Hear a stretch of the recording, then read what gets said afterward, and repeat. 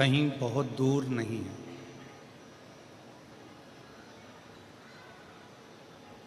भगवान शिव जो हमारी श्वास है और जो श्वास नित्य प्रति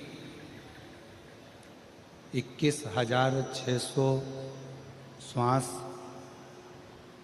जो प्रतिदिन इस मानव के शरीर से निकल रही है, प्रतिदिन।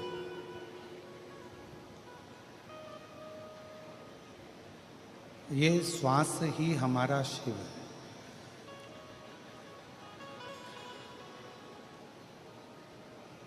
और जिसने मानव शरीर में निकलने वाली श्वासों को, ग्रहण करने वाली श्वासों को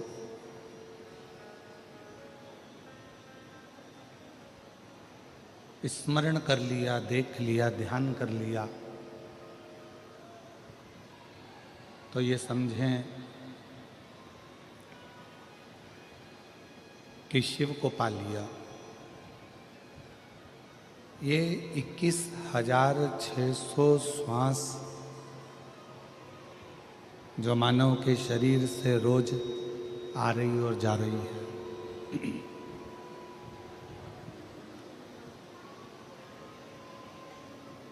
ये 21,600 श्वास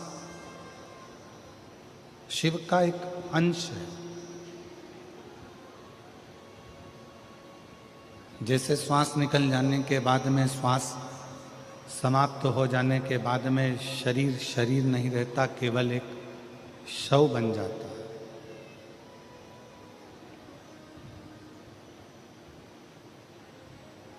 फिर शरीर की कोई मूलता नहीं रह पाती।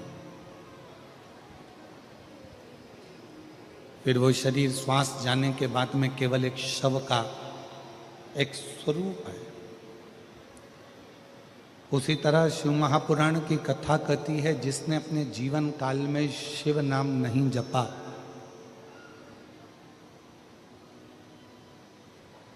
जिसने अपने जीवन काल में शिव नाम नहीं लिया, शिव का स्मरण नहीं किया, शिव की अविरल भक्ति को धारण नहीं करा, भगवान शंकर का नाम नहीं लिया, शिव नाम का स्मरण नहीं किया, वो भी एक शव की तरह।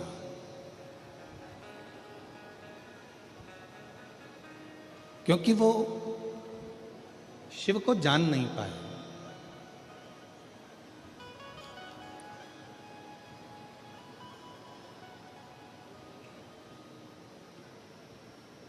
एक व्यक्ति ने एक प्रश्न किया कि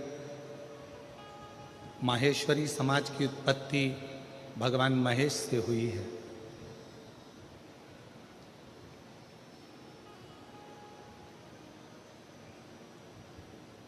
और ये संपूर्ण विश्व की उत्पत्ति किससे हुई? तो हमारा निवेदन है इस व्यासपीठ के माध्यम से, केवल माहेश्वरी समाज की ही उत्पत्ति शिव से नहीं, भगवान महेश से नहीं, बल्कि जितना भी ब्रह्मांड की रचना आप देख रहे हो, ये सब भगवान महेश की ही रचना है, भगवान शिव की ही रचना है।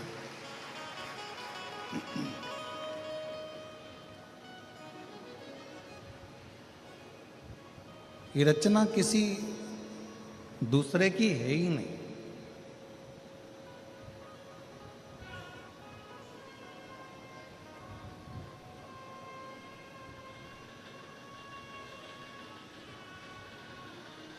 भगवान शिव जी की और भगवान ब्रह्मा जी की लड़ाई केवल एक छोटी सी बात थी। भगवान शिव जी ने भगवान ब्रह्मा जी से केवल इतना कहा कि इस सृष्टि की रचना जब आप करें तो थोड़ा सा अहंकार अपने अंदर मत आने देना, डीले कम करो।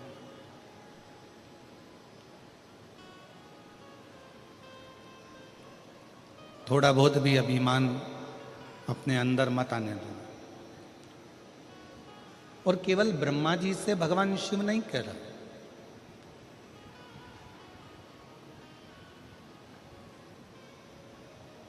भगवान शंकर प्रत्येक संसार के मानव से, हर व्यक्ति से, हर जीव से शिव एक बात कहते हैं कि कोई भी कर्म करो, जो आपका मन पड़ जाए वो कर्म आप करो, पर कर्म में अभिमतता को सामने प्रकट मत हो।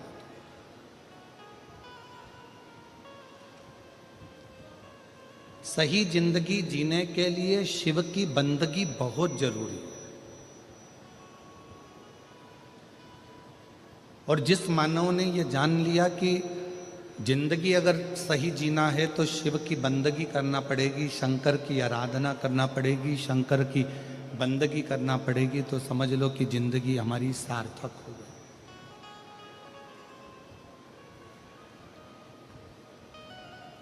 शिव की बंदगी के बिना हमारी ये जिंदगी ठीक नहीं हो सकती। मेरी जीजियों, मेरे जीजाओं, मेरी बेटियों, बेटाओं, मेरी माताओं, मेरे भाई, मेरे बुजुर्ग, माता पिता तुल्य जितने भी विराजमान हैं, हैदराबाद की इस पवित्र कथा के प्रांगण में से कथा सुन रहे हैं या आस्था चैनल पर, फेसबुक, यूट्यूब पर, आप जिस तेलंगाना की इस भूमि से कथा को, तत्व को ग्रहण कर रहे हैं, वो अपने जीवन में उतारना कि सही जिंदगी बनाने के लिए शिव की बंदगी बहुत जरूरी है।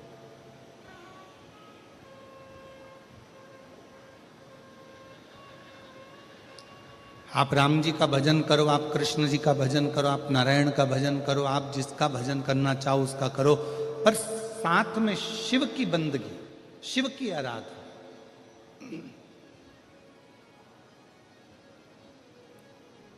भगवान शंकर का स्मरण हमें जीवन में एक सुख देता है, जिंदगी में जीने की एक नई ऊर्जा प्रदान करता है।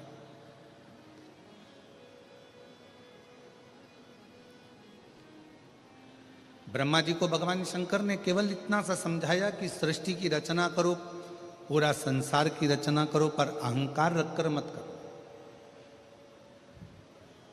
तुमने अगर थोड़ा सा भी अभिमान अगर अपने अंदर रख लिया और तुमने सोचा कि ये सृष्टि की रचना मैंने करी है, तो ये ठीक नहीं है।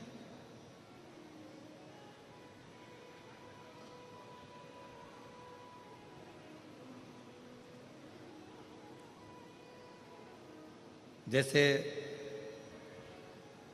ब्रजगोपाल जी भूतड़ा जी ने अपने शब्दों में एक बात कही कि गुरु जी, ये इतना विशालतम जो कथा हो रही है, ये कथा कोई मैं नहीं करा रहा हूँ, ये कथा कराने वाले तो हमारे देवादिदेव महादेव भगवान महेश, भगवान शिव और हमारे पूर्वज हैं।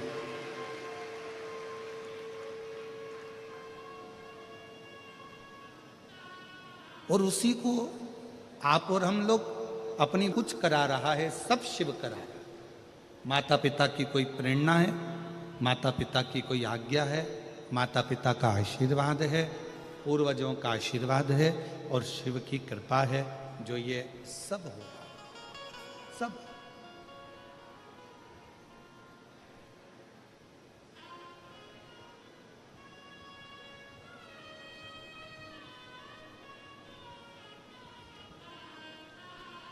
और ब्रजगोपाल जी, हम कहें अपनी भाषा में कि हमारे हिसाब से साउथ की, दक्षिण की ये सबसे बड़ी कथा है बाबा देवादिदेव महादेव की ये कथा, जिसमें इतने 1, 2, 3 पंडाल, पीछे के पंडाल, साइड में और भी शिव भक्त। और कल आपने रात को 2 से 3 बजे तक आप यहाँ खड़े रहकर और भी व्यवस्थाएं जो करवा कर गए हैं, उसके लिए आपको साधुवाद है, शिव की कृपा। ये शिव की उदारता है।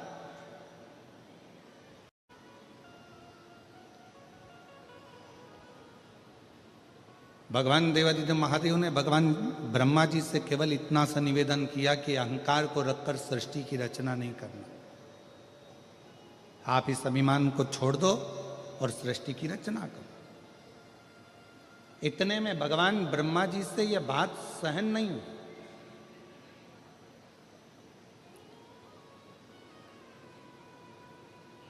आज के ज़माने में अगर किसी को समझाया जाए ना तो दुनिया के लोग समझते हैं कि ये हमको ही क्यों समझा रहा। एक बहू अगर सासू जी से कह दे कि माँ अब तुम्हारा बुढ़ापा आ गया है, शरीर काम नहीं कर रहा है, शरीर में रोग आ गया है, भगवान का भजन करा करो, फालतू की बात मत करा करो, तो सांस रूठ जाती है। तू तो यही चाहती है कि मैं मर जाऊं। हालांकि बहू ऐसा नहीं कर रही, बहू तो इतनी सी बात कर रही है कि मम्मी अब ये सब लौकिक बातें, सब व्यर्थ की बातें, ये सब व्यर्थ चीजें तो तुम छोड़ो।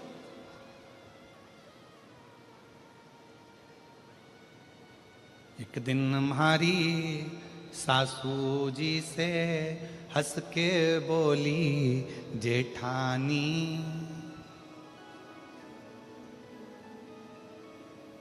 और राम नाम को सुमिरन कर लो, 2 दिन की है जिंदगानी। अब जिस दिन से जेठानी जी ने ये कहा कि 2 दिन की जिंदगानी है, राम नाम का सुमिरन कर लो, उस दिन से जेठानी का मुंह ही नहीं देखा सास।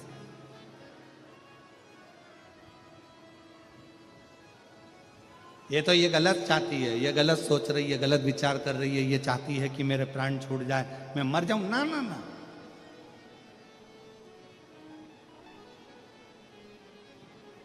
बहू ये नहीं चाहती, बहू तो चाहती है कि आप खूब जियो। बस इतना सा निवेदन है कि संसार की लौकिक बातों को छोड़कर, संसार की बातों का स्मरण ना करते हुए भगवान देवादिदेव महादेव की बात का स्मरण करें। राम नाम, कृष्ण नाम, शिव नाम, नारायण, जिसको तुम भज सकते हो, जिसका तुम स्मरण कर सकते हो, उसका स्मरण करो।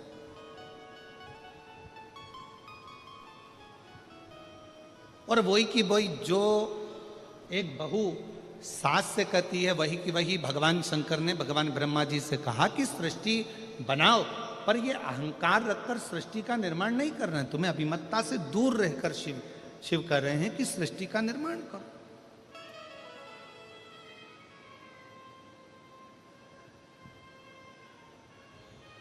सहन नहीं हुआ ब्रह्मा जी से, और ब्रह्मा जी से जब सहन नहीं हुआ तो ब्रह्मा जी रुष्ट होकर सीधे भगवान विष्णु जी के पास में पहुंच गए। और भगवान नारायण आराम से शेषनाग की सैया पर लेटे हुए थे, लक्ष्मी जी चरण दबा रही थी उनके।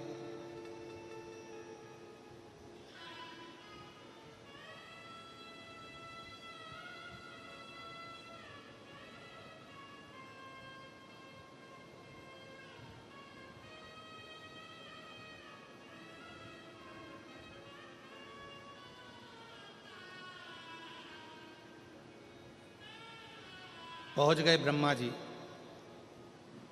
लक्ष्मी जी की दृष्टि पड़ गई भगवान ब्रह्मदेव के ऊपर।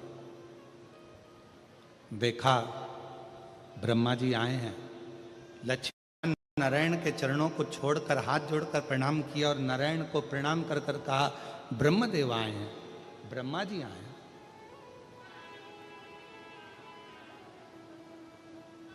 ब्रह्मा जी? हाँ। भगवान विष्णु उठे, ब्रह्मा जी ने प्रणाम किया भगवान नारायण को, नारायण ने प्रणाम किया भगवान ब्रह्मा जी। कितनी सुंदर बात है, ये हमारे 33 कोटि देवी देवता ये हमको सिखाते हैं कि आप किसी को आदर करोगे तो कोई तुम्हारा आदर करेगा, आप किसी को प्रणाम करोगे कोई आपको प्रणाम करेगा। आपके पास देने के लिए जो है वो आप सामने वालों को दोगे तो सामने वाला भी आपको वही देगा जो उसके पास में होगा। किसी के पास गुलाब का फूल है तो गुलाब का फूल देगा, किसी के पास कीचड़ होगा तो वो कीचड़ देगा, किसी के पास सम्मान होगा तो सम्मान होगा, किसी के पास आदर होगा तो आदर देगा। आप यदि किसी को आदर दे रहे हो, किसी को प्रणाम कर रहे हो, किसी को नमन कर रहे हो, किसी को साधुवाद कर रहे हो, किसी को धन्यवाद कर रहे हो, तो वो सामने वाला भी भले उसके अंदर कितना भी कपट भरा हो, कितना भी अंदर बेईमानी भरी हो, फिर भी अगर आपने हाथ जोड़ा है तो सामने वाला भी आपके हाथ जरूर जोड़ेगा, आपको सम्मान जरूर करेगा, आदर जरूर करेगा, सत्कार जरूर देगा।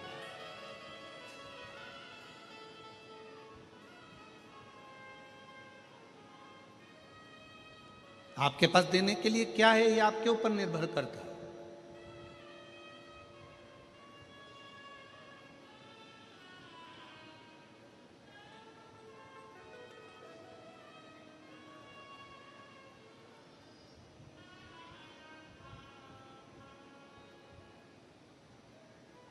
ब्रह्मा जी ने प्रणाम किया, भगवान विष्णु ने प्रणाम किया। भगवान नारायण ने पूछ लिया ब्रह्मा जी से कि किस कारण से आपका आगमन हुआ है, क्यों आए हो, क्या हो गया, किस लिए आना हुआ। तब ब्रह्मा जी ने कहा कि सृष्टि की रचना मैं कर रहा हूं।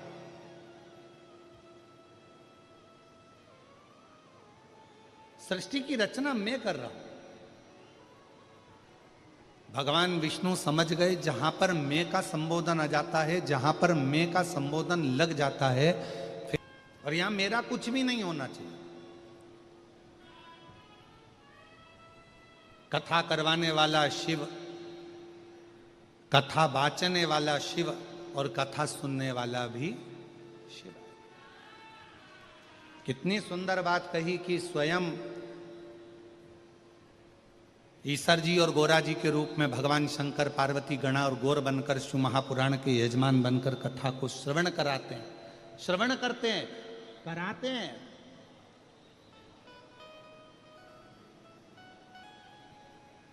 स्वयं शिव।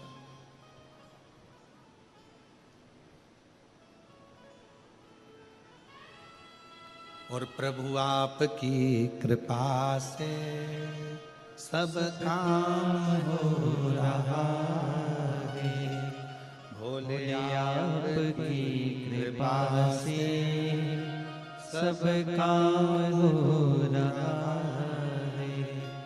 करते हो भोले बाबा मेरा नाम हो रहा है, करते हो भोले बाबा मेरा नाम हो रहा है।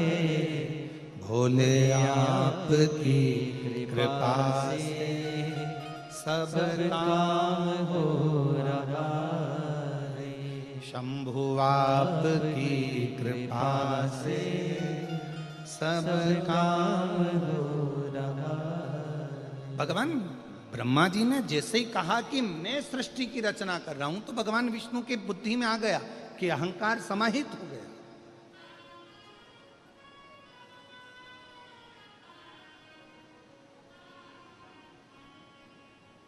एक पंखे में 3 पंखड़ियां होती हैं।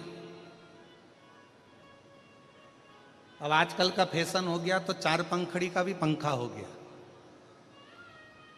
पर शुरू से बचपन से अगर आपने देखा होगा तो कितनी पंखड़ी का पंखा होता है, जम के बोलो जरा, 3 का।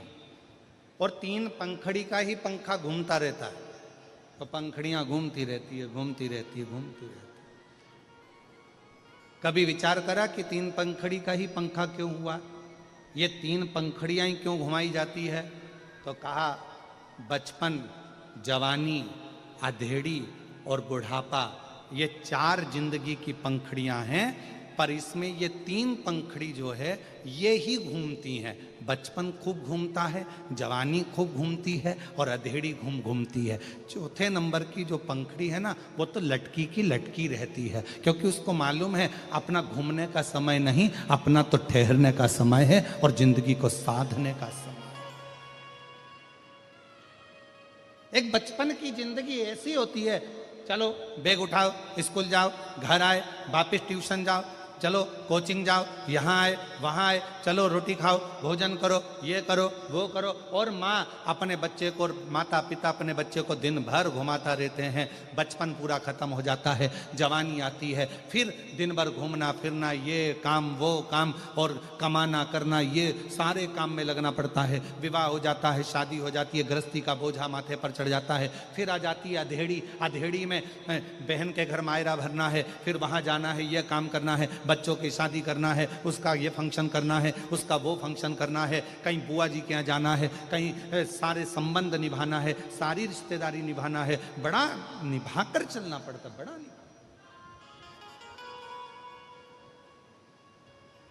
और हम आप सबके सामने इस हैदराबाद की पवित्र भूमि पर एक बात कहना चाहेंगे, जिसके घर में बुजुर्ग रहते हैं ना, तो छोटे अपनी जिंदगी को बड़ी एंजॉयफुल जीते हैं। याद रखना, बढ़िया एंजॉय से। बड़े खुश होकर जीते। और जिस घर के बुजुर्ग, जिस घर